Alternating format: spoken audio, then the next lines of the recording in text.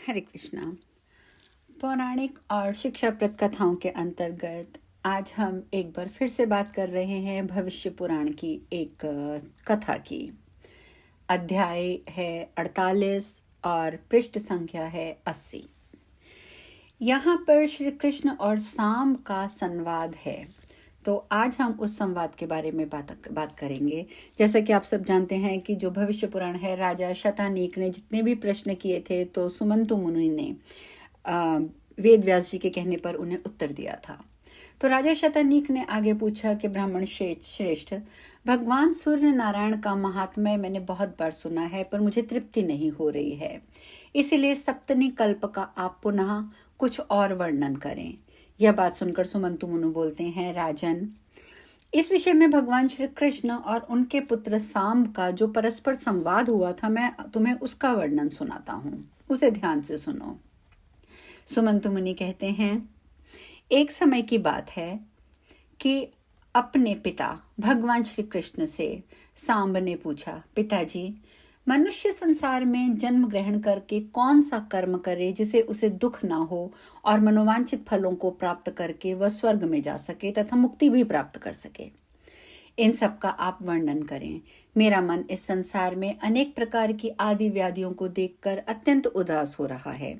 मुझे क्षण मात्र भी जीने की इच्छा नहीं होती, अतः आप कृपा करके ऐसा उपाय बताएं कि जितने दिन भी इस संसार में रहा जाए ये आदि व्याधियां पीड़ित ना करें और फिर इस संसार में जन्म ना हो, अर्थात मोक्ष की प्राप्ति हो जाए। यह प्रश्न सुनकर भगवान श्री कृष्ण कहते हैं, बेटा, देवताओं के प्रसाद से, उनके अनुग्रह से, उनकी आराधना करने से सब कुछ प्राप्त हो सकता है। देवताओं की आराधना ही परम उपाय है। देवता अनुमान और आगम प्रमाणों से सिद्ध होते हैं। विशिष्ट पुरुष विशिष्ट देवता की आराधना करे तो विशिष्ट फल की प्राप्ति कर सकता है। यह सुनकर सांब ने कहा, महाराज, प्रथम तो देवताओं के अस्तित्व में ही मुझे संदेह है, और कुछ लोग तो कहते हैं कि देवता हैं और कुछ ये भी कहते हैं कि देवता हैं ही नहीं है। फिर विशिष्ट देवता किन्हें समझा जाए? भगवान कृष्ण कहते हैं, वत्स, आगम से, अनुमान से और प्रत्यक्ष से देवताओं का होना सिद्ध होता है। सामने ये सुना तो बहुत हैरान हुए। उन्होंने फिर प्रश्न किया, यदि देवता प्रत्यक्ष सिद्ध हो सकते हैं तो फिर उनके साधन के लिए अनुमान और आगम प्रमाण की कुछ अपेक्षा नहीं है? भगवान कृष्ण बोलते हैं, वत्स, सभी देवता प्रत्यक्ष नहीं होते हैं। शास्त्र और अनुमान से ही हजारों देवताओं का होना सिद्ध होता है। सामने पुनः प्रश्न किया, पिताजी, जो देवता प्रत्यक्ष हैं और विशिष्ट एवं अभीष्ट फलों को देने वाले हैं, पहले आप उन्हीं का ही वर्णन कर दीजिए। अनंतर शास्त्र और अनुमान से सिद्ध होने वाले देवताओं का वर्णन करेंगे। यह सुनकर भगवान कृष्ण कहते हैं, प्रत्यक्ष देवता तो संसार के नेत्र स्वरूप भगवान सूर्य नारायण हैं। इनसे बढ़कर तो कोई दूसरा देवता नहीं है। संपूर्ण जगत इन्हीं से उत्पन्न हुआ मानो और अंत में इन्हीं में विलीन हुआ जानो। सत्य आदि युगों और काल की गणना इन्हीं से सिद्ध होती है। ग्रह, नक्षत्र, योग, करण, राशि, आदित्य, वसु, रुद्र, वायु, अग्नि, अश्विनी कुमार, इंद्र, प्रजापति, दिशाएं, भू, भुवा, स्वः, ये सभी लोक और पर्वत, नदी, समुद्र, नाग तथा संपूर्ण भूत ग्राम की उत्पत्ति के एकमात्र हेतु भगवान सूर्य नारायण ही हैं। यह संपूर्ण चराचर जगत इन्हीं की इच्छा से उत्पन्न हुआ है, इन्हीं की इच्छा में स्थित है और इन्हीं की इच्छा से ही अपने अपने व्यवहार में प्रवृत्त होता है। इन्हीं के अनुग्रह से ये सारा संसार प्रयत्नशील दिखाई देता है। सूर्य भगवान के उदय के साथ जगत का उदय और उनके अस्त होने के साथ जगत का अस्त होता है। इनसे अधिक ना तो कोई देवता हुआ है ना होगा। वेदादि शास्त्रों तथा इतिहास, पुराण आदि में भी इनका परमात्मा, अंतरात्मा आदि शब्दों से प्रतिपादन किया गया है। ये सर्वत्र व्याप्त हैं। इनके संपूर्ण गुणों और प्रभावों का वर्णन 100 वर्षों में भी नहीं किया जा सकता। इसीलिए दिवाकर, गुणाकर, सबके स्वामी, सबके सृष्टा और सबका संहार करने वाले भी ये कहे जाते हैं। ये स्वयं ही अव्यय हैं। जो पुरुष सूर्य मंडल की रचना पर प्रातः, मध्याह्न और सायं उनकी पूजा कर उपस्थान करता है वह परम गति को प्राप्त होता है।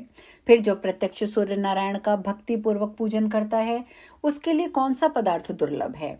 जो अपनी अंतर आत्मा में ही मंडल स्थल भगवान सूर्य को अपनी बुद्धि द्वारा निश्चित कर लेता है तथा ऐसा समझकर कि वह इनका ध्यान पूर्वक पूजन, हवन एवं जप करता है, वह सभी कामनाओं को प्राप्त करता है और अंत में इनके लोक को प्राप्त होता है। इसीलिए हे पुत्र, यदि तुम संसार में सुख चाहते हो और भुक्ति और मुक्ति की इच्छा रखते हो तो विधि पूर्वक प्रत्यक्ष देवता भगवान सूर्य की तन्मयता से आराधना करो। इससे तुम्हें आध्यात्मिक, आदि दैविक और आदि भौतिक कोई दुख नहीं होंगे। जो सूर्य भगवान की शरण में जाते हैं उनको किसी प्रकार का भय नहीं होता।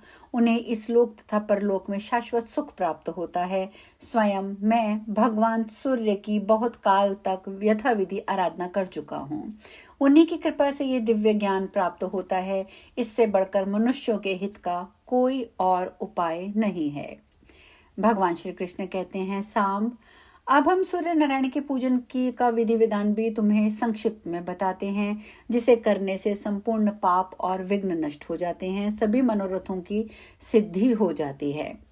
प्रातःकाल शौच आदि से निवृत्त होकर नदी के तट पर जाकर आचमन करें और सूर्योदय के समय शुद्ध मृतिका का शरीर पर लेपन करके स्नान करें।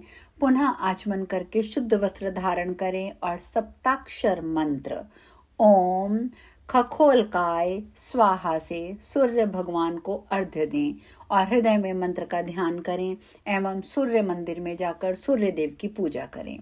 सर्वप्रथम श्रद्धा पूर्वक पूरक, रेचक और कुंभक नामक प्राणायाम कर वायवी, आग्नेयी, महेंद्री, वारुणी धारण करके भूत शुद्धि की रीति से शरीर का शोषण, दहन, स्तंभन और प्लावन करके अपने शरीर को शुद्ध कर लें। अपने शुद्ध हृदय में भगवान सूर्य की भावना करके उन्हें प्रणाम करें। सूक्ष्म, स्थूल और इंद्रियों को अपने स्थानों में उपन्यस्त करें। ओम खः स्वाहा हृदयाय नमः। ओम खम स्वाहा शिर से स्वाहा। ओम उल्काय स्वाहा शिखाय वषट। ओम याय स्वाहा कवचाय हुम। ओम स्वाम स्वाहा नेत्राय वषट। ओम ह्राम स्वाहा अस्त्राय फट। इन मंत्रों से अंगन्यास और पूजन सामग्री का मूल मंत्र से अभिमंत्रित जल द्वारा परीक्षण करें। सूर्य नारायण की पूजा दिन के समय सूर्य मूर्ति में और रात्रि के समय अग्नि में करनी चाहिए। प्रातः काल में पूर्वाभिमुखी, सायकाल में पश्चिम मुखी और रात्रि में उत्तराभिमुख होकर पूजन करना चाहिए। ओम खखोलकाय स्वाहा इस सप्ताक्षर मूल मंत्र से सूर्य मंडल के बीच में षड्दल कमल का ध्यान कर उसके मध्य में सहस्त्र किरणों से दीप्यमान भगवान सूर्य नारायण की मूर्ति का ध्यान करें और फिर रक्त चंदन, करवीर आदि रक्त पुष्पों, धूप, दीप, नैवेद्य, वस्त्राभूषण आदि उपचारों से पूजन करें और रक्त चंदन से ताम्र पात्र में षड्दल कमल बनाकर उसके मध्य में सभी उपचारों से भगवान सूर्य नारायण का पूजन करें। इसके अतिरिक्त भगवान कृष्ण ने आगे कुछ और भी चीजें बताई हैं जो मैं आपके साथ शेयर करना चाहूंगी।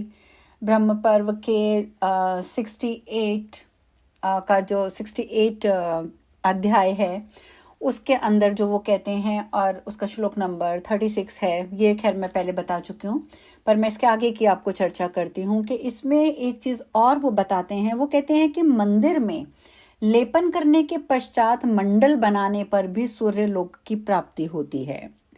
एक मंडल बनाने से अर्थ की प्राप्ति होती है, 2 मंडल बनाने से आरोग्य की, 3 मंडल की रचना करने से अविंछित संतान, 4 मंडल बनाने से लक्ष्मी, 5 मंडल बनाने से विपुल धन, 6 मंडलों की रचना करने से आयु, बल और यश तथा 7 मंडलों की रचना करने से मंडल का अधिपति होता है और आयु, धन, पुत्र, राज्य की प्राप्ति होती है। और ये सब प्राप्त करने के बाद अंत में उन्हें सूर्य लोक भी मिलता है। इसके साथ साथ वो आगे बताते हैं, भगवान कृष्ण कहते हैं कि मंदिर में यदि तुम धृत का दीपक प्रज्वलित करते हो तो उससे नेत्र रोग नहीं होता। धृत मतलब घी। महुए के तेल का दीपक जलाने से सौभाग्य प्राप्त होता है। तिल के तेल का दीपक जलाने से सूर्यलोक और कड़वा तेल से दीपक जलाने पर शत्रुओं पर विजय प्राप्त होती है। तो इस प्रकार से भगवान कृष्ण सांब को पूरा शिक्षण देते हैं कि किस प्रकार प्रत्यक्ष देवता सूर्य नारायण की आराधना करनी चाहिए। कल हम एक नए अध्याय के साथ फिर से मिलेंगे। हरे कृष्णा।